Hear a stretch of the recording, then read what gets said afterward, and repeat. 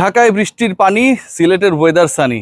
আসসালামু আলাইকুম, ওয়েলকাম করছি রিয়াসাত আজিম। ভিন্ন ধর্ম মতাদর্শে যারা শুনছেন সবার প্রতি আন্তরিক কৃতজ্ঞতা। ডিসকাশন করতে চাই এই সানি ওয়েদারে বাংলাদেশ দল এবং নেদারল্যান্ডস মোটামুটি প্রিপারেশন নিচ্ছে তাদের পরের ম্যাচের আগে। বাংলাদেশ নেদারল্যান্ডস পরের ম্যাচে মুখোমুখি হবার আগে অনেকগুলো মাইলস্টোন আমাদের সামনে, এবং সবচেয়ে বড় যে মাইলস্টোন, কনজিকিউটিভ 3টা টি-20 সিরিজ জয়ের সুযোগ রয়েছে বাংলাদেশের ক্যাপ্টেন লিটন কুমার দাসের অ্যাজ ওয়েল।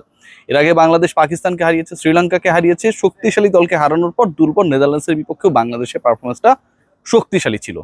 বাংলাদেশ জিতবে, সিলেটের স্পোর্টিং উইকেট হবে, এগুলো পুরনো আলাপ। নতুনত্ব যেটা, সেটা হচ্ছে সবশেষ যে ম্যাচটা হয়েছে সেই ম্যাচে power hitting played a big role. I am going to discuss about Saif Hasan's performance, Saif Hasan's position in the next match. তিনি 11-এ থাকবেন কি থাকবেন না, এটা নিয়ে আলোচনার একটা জায়গা রয়েছে। তাসকিন আহমেদের কিছু বিষয় রয়েছে, সেগুলো নিয়েও আলোচনার জায়গা রয়েছে। তবে সবার আগে I would like to discuss about the role of Julian Wood. সবশেষ ম্যাচে বাংলাদেশের পারফরমেন্স যদি আপনারা দেখেন, বাংলাদেশ ছক্কা মেরেছে, মানে 136-এর টার্গেট চেস করতে গিয়ে 137 করলে বাংলাদেশ জিতে যাবে, রাইট? সেই টার্গেটটা অ্যাচিভ করতে গিয়ে বাংলাদেশকে প্রতি ওভারে রান করতে হইতো 6-এর নিচে। বাংলাদেশ ম্যাচটা জিতেছে 39টা বল হাতে রেখে। এই 39 বলে যেভাবে বাংলাদেশ ব্যাট করেছে, যদি আরো 80টা রান অ্যাড হইতো তাহলে বাংলাদেশের স্কোর দাঁড়াতো 210+, অনেকটা সেরকমই। জুলিয়ান উডের যে performance, Julian Wood is going to take over the responsibility of batting unit of Bangladesh, এবং সেই জায়গায় বাংলাদেশ গতকাল ছক্কা মেরেছে টোটাল 6টা।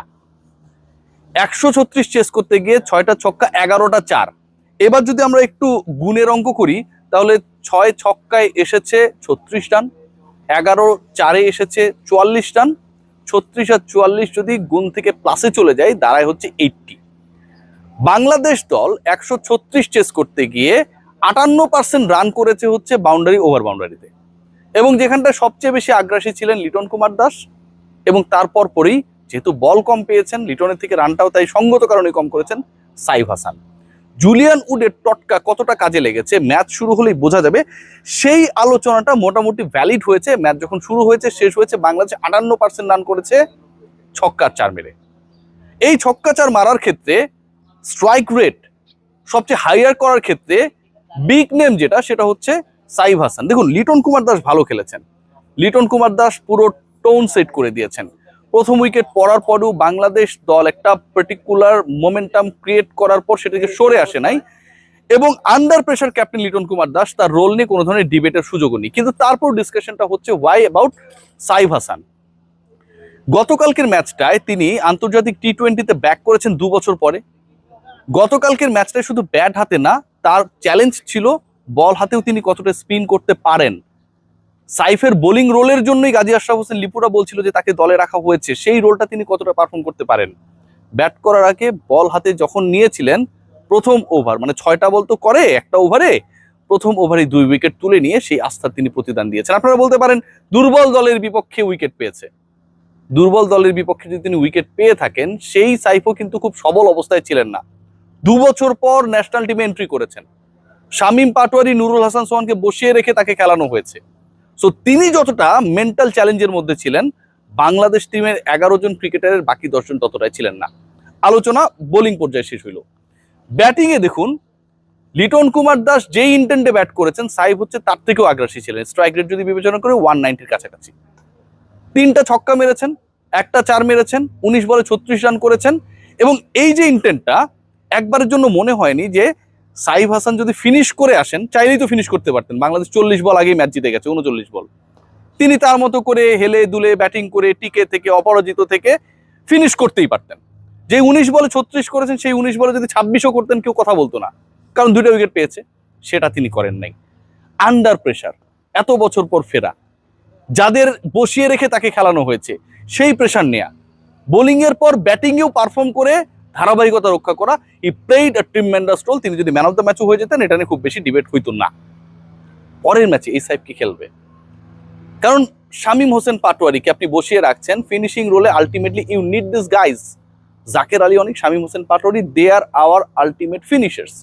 যদিও গত ম্যাচে আসলে বাংলাদেশ যেহেতু 8 উইকেটে জিতেছে, এদের প্রয়োজন পড়ে নাই।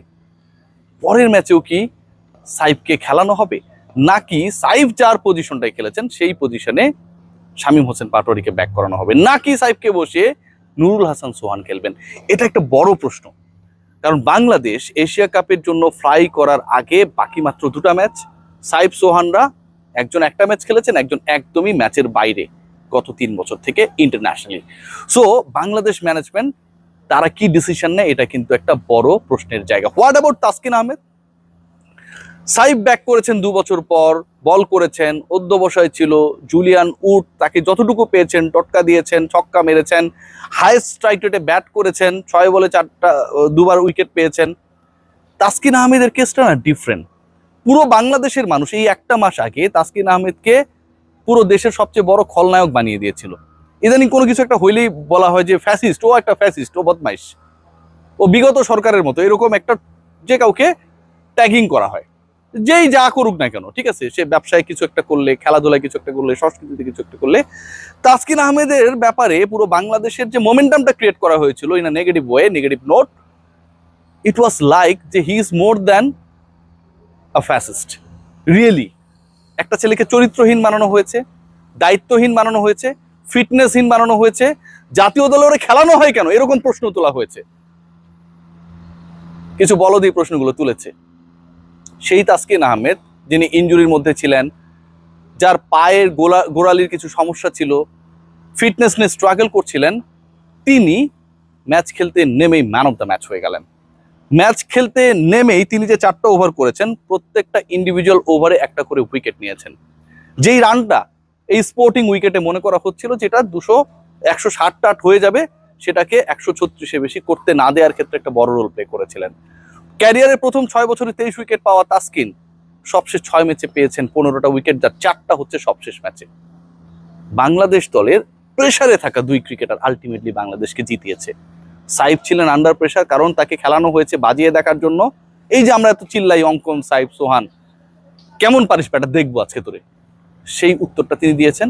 আর তাসকিন পুরো বাংলাদেশ যাকে ভিলেন বানিয়ে দিয়েছিল, অবান্তর কিছু রিপোর্টস এই ছেলেটাকে বাংলাদেশের প্রিমিয়াম পেসারকে, to me he is the best pacer, আমি সবসময় এই কথাটা বলি, যেই শুলের মধ্যে দাঁড় করিয়ে দিয়েছিল, সেখান থেকে কি দারুণভাবে ফিনিক্স পাখির মতো উড়ে এসে প্রমাণ করেছেন যে তিনি ধ্বংসস্তূপে হারিয়ে যান নাই। আলোচনার জায়গা রয়েছে। আলোচনার জায়গাটা হচ্ছে বাংলাদেশ দলটা অসাধারণ করছে। এই বাংলাদেশ দলের এই অসাধারণ পারফরমেন্সটা অনেকে একটু বাঁকা চোখে দেখতে চায়। নেদারল্যান্ডসের বিপক্ষে জিতেছে, 4 উইকেট পেয়েছে, 180+ স্ট্রাইক রেটে ব্যাট করেছে। এমন কি ভাই, বাংলাদেশ এই কয়দিন আগে ইউএর বিপক্ষে হারিয়ে গেছিল, মনে করতে পারেন কি বাজে ব্যাটিং করেছে। এই বাংলাদেশ 2023 সালে, খেয়াল করে দেখুন, 2023 না 2024 সালে সম্ভবত ইউএস এর বিপক্ষে হেরেছে। বাংলাদেশ দলের পারফরমেন্স আমরা যদি রিসেন্ট পাস্টে দেখি, সেখানটা অনেকটাই এটাই প্রেডিক্টেবল যে বাংলাদেশ দল ফালতু দলের বিপক্ষেই হারে।